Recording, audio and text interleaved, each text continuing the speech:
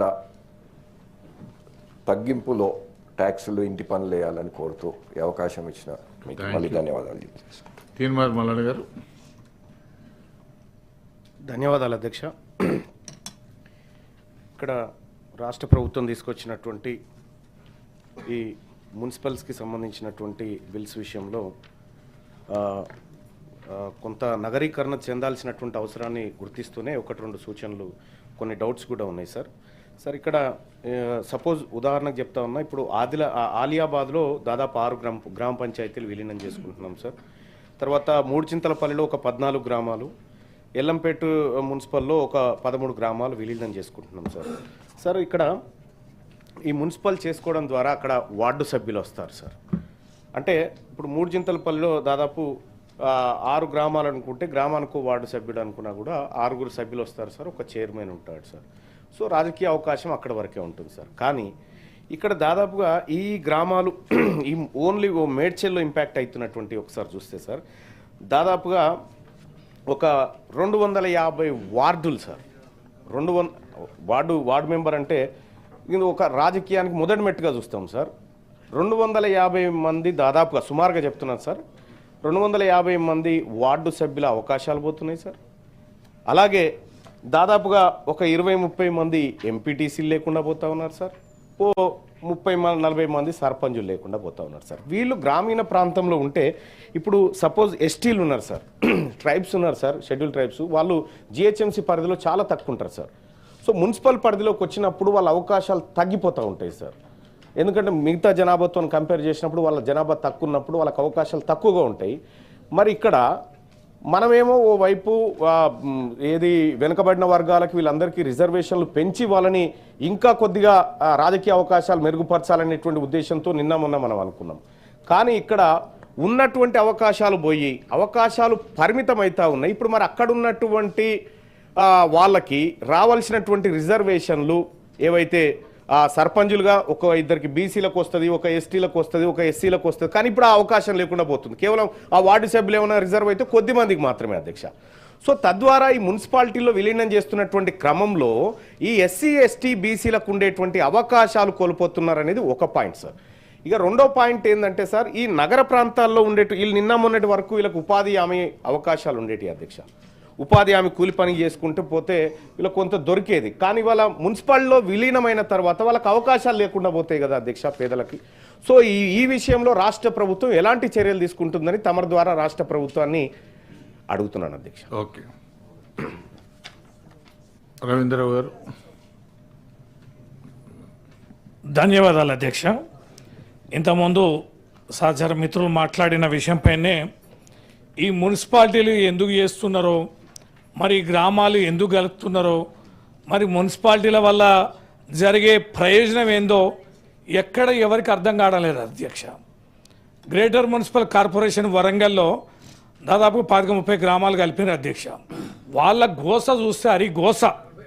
₹1 కూడా ఆ గ్రామాలకి అభివృద్ధి పోదు, పైసలు ఇయ్యరు. తర్వాత పోతే వారికి సంబంధించిన ఇల్లు కట్టుకోవాలన్నా ఇంటి పన్నులకు సంబంధించిన విపరీతమైన కాస్ట్ అధ్యక్ష. వరంగల్ నడిబొడ్డున ఏ ఖర్చు అయితే వస్తుందో ఓ ఇల్లు కట్టుకోవడానికి ఇంటి పన్ను వస్తుందో ఆ గ్రామాల్లో కూడా అదే పరిస్థితి ఉంటుంది అధ్యక్ష. కలిసిన వాళ్ళేమో బోర్న ఏడుస్తారు, ఇక మున్సిపాలిటీలు కాని వాళ్ళేమో సంబరపడతారు ఏదో మున్సిపాలిటీ అయితే వస్తుందని అధ్యక్ష. మళ్ళీ మున్సిపాలిటీలో కూడా అధ్యక్ష ఆ పాలక వర్గం ఉంటుంది, వాళ్ళకైతే చిన్న పవర్ కూడా లేదు అధ్యక్ష. మొత్తం అధికారులదే. ఆ ఇన్ఛార్జి అడిషనల్ కలెక్టర్ ఉంటాడు, ఆ తర్వాత మున్సిపల్ కమిషనర్ ఉంటారు, వాళ్ళదే ఇష్టారాజ్యం. అత్యంత బలహీనమైనటువంటి శక్తి పవర్ అనేది ఎలక్టెడ్ బాడీస్కి ఉంది, పరిపాలన పరంగా వారికి లేదు. తర్వాత అధ్యక్ష విచిత్రం ఏంటంటే నిధులు కూడా ఇష్టం వచ్చినట్టు అధికారులు డైవర్ట్ చేస్తారు అధ్యక్ష. ఫర్ ఎగ్జాంపుల్ మా మైబాద్ మున్సిపాలిటీలో శ్మశాన వాటికలు కట్టడానికి లేదా మార్కెట్లు గిడ్డంగులు కట్టడానికి అనేక రకాలుగా ఈ జనరల్ ఫండ్ను కూడా డైవర్ట్ చేస్తారు అధ్యక్ష. ఒక్క శానిటేషన్ సరిగా చేయడం కానీ, వేతనాలు సరిగా ఇవ్వడం కానీ, లేకపోతే మురికాల వల్ల డ్రైనేజీ వ్యవస్థను బాగు చేయడం కానీ ఇవన్నీ కూడా ఏ రకంగా కూడా జరగడం లేదు. ఈ సందర్భంగా ఎట్లాగైతే చట్టం అయిపోతుంది, కానీ ఒక విషయం మాత్రం పరిగణలోకి తీసుకోవాలని నేను మీ ద్వారా ప్రభుత్వానికి గౌరవ మంత్రి గారికి విజ్ఞప్తి చేస్తున్నాం. ఈ యొక్క అధికారులకు సంబంధించి ఏదైతున్నదో ఏదైతే వాళ్ళకి అధికారాలు ఇవ్వబడ్డాయో అది తగ్గించి ప్రజాప్రతినిధులు వారి కోరికలను నెరవేర్చడం కోసం, ప్రజల కోరికలు నెరవేర్చడం కోసం ప్రజాప్రతినిధులు పాలకవర్గం పనిచేయాలి కనుక వాళ్ళకు కూడా డిస్క్రిమినేషన్ పవర్ ఇచ్చేలా చూడమని ఒక విజ్ఞప్తి. విలీనమైన గ్రామాలని ప్రత్యేకంగా చూడాలనేది రెండో విజ్ఞప్తి. ఏదైతే మా గతంలో నిధులను కేటాయిస్తామని హామీ ఇచ్చినామో కోట్లాది రూపాయలు, ఆ హామీలకు సంబంధించి డబ్బులు ఇవ్వాలని, మున్సిపాలిటీకి ఏదైతే సంబంధించిన నిధులని మనమైతే గ్రామంలో ఉన్నంత పరిపాలనా సౌలభ్యం మున్సిపాలిటీలో ఉండాలి అధ్యక్ష. మున్సిపాలిటీ అంటే ఏంది, ఓ చెత్త, ఓ డస్ట్, ఒక కంపు ఉంటుందని. నేను నిన్న మొన్న ఆఫ్రికా దేశాలు పోయి వచ్చిన అధ్యక్ష, అందుకనే మా సభలో లేను. టాంజానియా, ఉగాండా, కీన్యా పోయిన అధ్యక్ష. మొత్తం 3 దేశాలు తిరిగితే ఎక్కడ కూడా గ్రామంలో కానీ సిటీలో కానీ ఒక్క చిలుకు కానీ కాగితం కానీ ఒక వాటర్ డబ్బా కానీ ప్రజల క్రమశిక్షణ, అక్కడ ఉన్న వాతావరణం చూస్తే ఎంత వైభవపేతం అధ్యక్ష.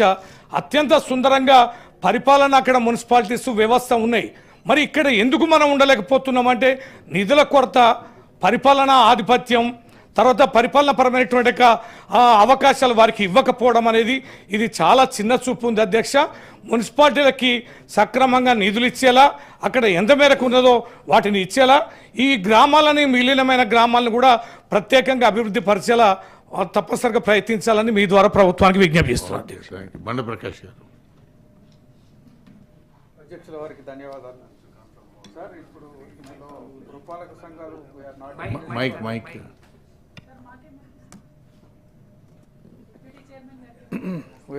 ఆయన బిల్లు చేసి పెట్టిండు. మైకు ఆన్లైన్ ఉంది కానీ ఇక్కడ ఉంచి పెట్టినారు. welcoming the bill, but some suggestions to the kind attention of the minister. Sir, ఇప్పుడు నర్సంపేటలో మీరు ఒక గ్రామాన్ని తొలగిస్తున్నట్టు ఒక ప్రతిపాదన పెట్టినారు. అది షెడ్యూల్ ఏరియాలో ఉంది కాబట్టి దాన్ని తొలగిస్తున్నామని. అసలు నగరంలోకి షెడ్యూల్ ఏరియా ఎట్లా వచ్చింది అనేది ఎప్పుడన్నా ఆలోచించిందా అసలు మీరు? How it is came in to the town? 170 చట్టం అక్కడ తేవడానికి అది మొత్తం నగర ప్రాంతం ఎప్పటి నుంచో ఉందమ్మా. కానీ అక్కడ అది ఏ రోజు, ఇప్పుడు మొన్నటికి మొన్న ఆ పురపాలక సంఘానికి ఎన్నికైన వాళ్ళు కూడా అక్కడి నుంచి వచ్చిన వాళ్ళు ఉన్నారు, అక్కడి నుంచి కౌన్సిలర్స్ ఉన్నారు, అక్కడి నుంచే నేను అనుకుంటే దాదాపు చైర్మన్ కూడా ఆ ప్రాంతం నుంచే, రాజుపేట నుంచే వచ్చిండు. అసలు నర్సంపేట పట్టణ ప్రాంతాల్లో